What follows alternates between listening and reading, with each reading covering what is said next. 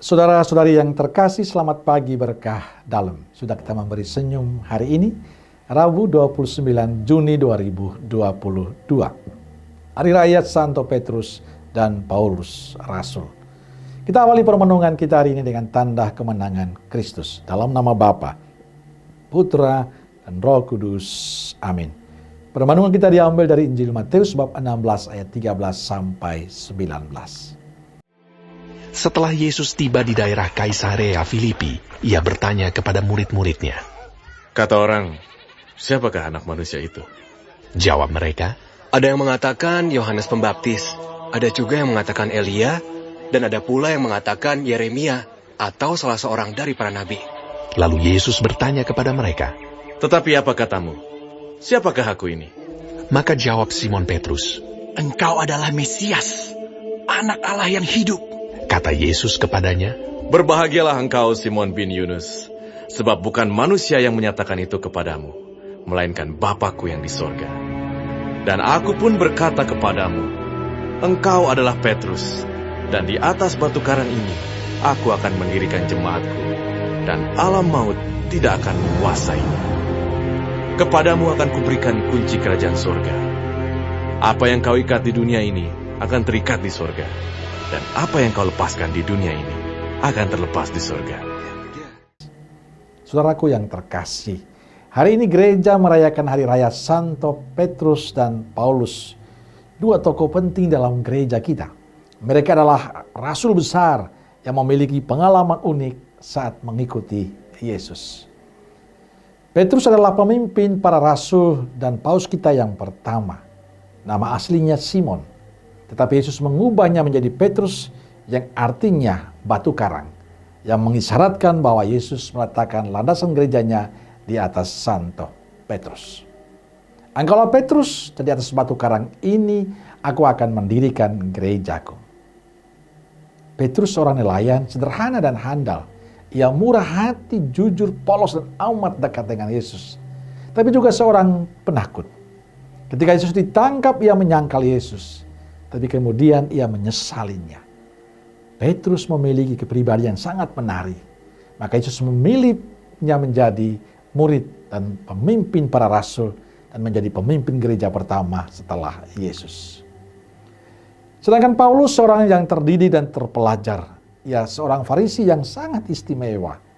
Kita kenal sebagai penganiaya jemaat Kristen yang kemudian dalam perjalanan ke Damsyik, ia mengalami perjumpaan pribadi dengan Kristus yang bangkit. Paulus akhirnya bertobat.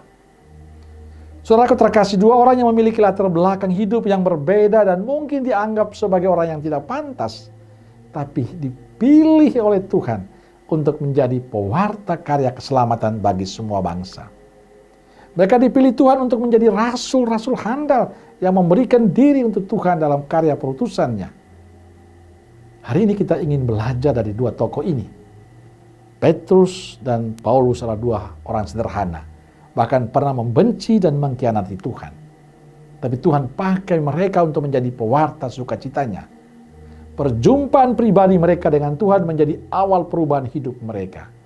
Mereka meninggalkan cara hidup yang lama dan menjadi rasul Tuhan. Mereka adalah rasul Allah yang setia, penuh pengorbanan. Saudaraku terkasih, kita juga adalah rasul-rasul Kristus yang diutus ke tempat kita masing-masing. Ke tengah keluarga kita, komunitas kita, tengah-tengah masyarakat kita. Tujuannya adalah agar damai dan sukacita Tuhan dirasakan oleh semuanya. Kunci bagi Petrus dan Paulus menjadi rasul Kristus adalah perjumpaan mereka dengan Yesus yang mengubah hidup mereka. Apa kita selalu mengadakan perjumpaan dengan Tuhan ataukah tidak?